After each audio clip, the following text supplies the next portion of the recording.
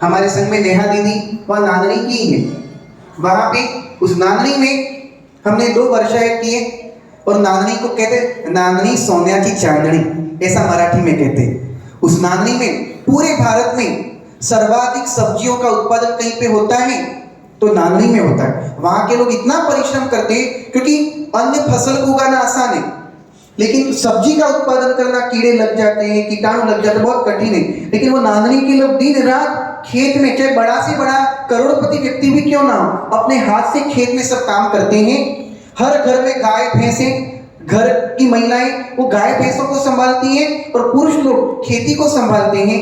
और वो इस प्रकार से इतने व्यस्त होने पर भी श्रावक धर्म में कभी पीछे नहीं रहते हैं। ऐसा महाराष्ट्र का गौरव अगर कोई गांव है वो नांदनी गांव है। और ऐसे गांव में रहने वाली हथनी भला अस्वस्थ और असुरक्षित कैसे हो सकती है? जिसने भी ऐसा बोला है तो एक सरासर एक झूठा आरोप है। तो नांदनी मठ एक अत्यंत ही गुरु भक्त सज्जन सुशील है। भट्टारकों ने वहां पर आज तक भी परंपराओं को सुरक्षित रखा है। आज भी वहां पर चातुर्मास होते रहते हैं। 2019 और 20 में हमारा वर्षायोग हुआ। 2021 में अपूर्व सागर अर्पित सागर जी महाराज का चातुर्मास हुआ। उसके पश्चात अभी गत वर्ष 2024 में आचार्य विशुद्ध सागर जी महाराज का वर्षायोग हुआ। और वहां पर लगभग प्रति वर्ष वर्षायोग होते हैं। और महाराष्ट्र में एक अद्वितीय और अद्भुत गुरु भक्ति में जानने वाला अगर कोई गांव है तो नांदनी है।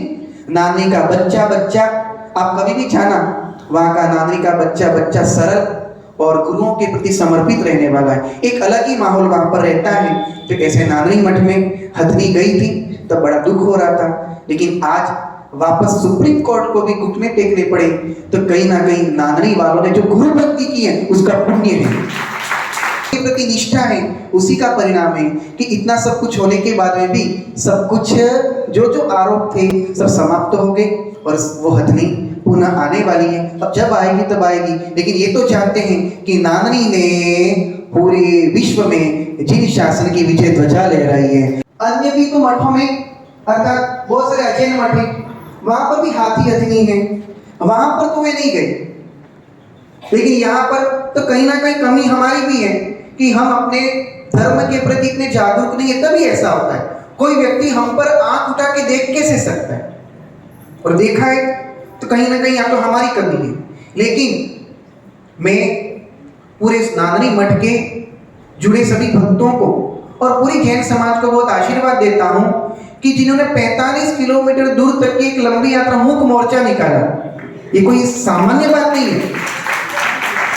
सुप्रीम कोर्ट को भी झुकना पड़ा और वो हाथी वापिस नांदनी मठ में आने वाला है। जो भी उसको ले जाने के लिए कारण बताए वो कारण सरासर निरर्थक है। हमने वहां पे नांदनी मठ में 2 चातुर्मास किए, सन 2019 और 2020। नांदनी का व्यक्ति, नांदनी का बच्चा बच्चा अत्यंत गुरु भक्त है। नांदनी का बच्चा बच्चा गुरु भक्त है और सबके हृदय में धर्म के प्रति एक अलग ही उत्साह है। और उस माधुरी हथनी को तो इतने प्यार से पालते थे जैसे उनके घर का सदस्य हो।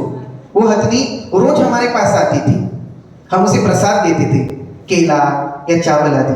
वो हथनी इतनी समझदार कि जिस थाली में चावल उसको दिए तो वो हथनी चावल खाती थी, उसके बाद वो थाली फेंकती नहीं थी।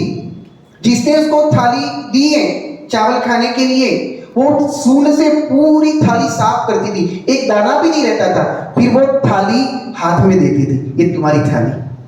उस हथनी को कहते थे, ऐसे बोले धर घंटी, उसके कुछ ऐसे वर्ड थे जो उसकी भाषा से वो समझती थी, उसको ऐसे बोलते थे तो वो गले में उसकी जो घंटी थी उसको ऐसे ऐसे करके बजाती थी, बोलते ही तुरंत बजाती थी।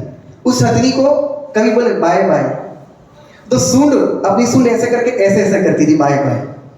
वो हथनी रोज भगवान के दर्शन करती थी, गुरुओं की सेवा करती थी और बहुत ही एक, बाकी तो केवली गम्य होगा, लेकिन उसके चाल चलन से, उसके व्यवहार से लगता था कि उस हथनी को जाति स्मरण हुआ होगा और वो सम्यक दृष्टि थी। आज हथनी जहां पर नांदनी के लोग जिसको पलकों पे रखते थे, जिसके लिए इतने आंसू बहाए, नांदनी के लोग मात्र हथनी ही नहीं